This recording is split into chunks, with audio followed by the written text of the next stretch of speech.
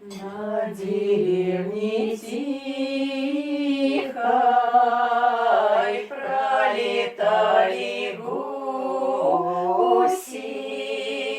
Ох, солнце разливалось, затопив сады, и росли в деревне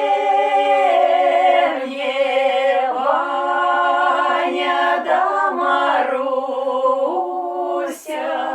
а еще Иван да Марья, желтые цветы, а еще Иван да Марья, желтые цветы.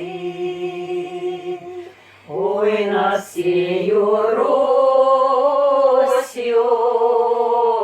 день подернут грустью. Ох, в чистом небе виснут черные кресты. Провожала Ваню девушка Маруся, а еще Иван да Марья, желтые цветы, а еще Иван да Марья, желтые цветы. Злая вражья Оля выследила Ваню. Ох, пошатнулась небо, падая в кусты. Обогрился кровью белый одуванчик, а еще Иван да Марья, желтые цветы.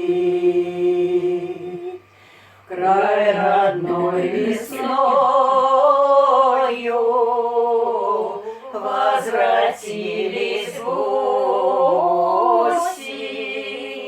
Ох, неужели, Ваня, не вернешься ты? Где упали слезы девушки Маруси? Там цветут Иван да Марья, желтые цветы. Там цветут Иван да Марья.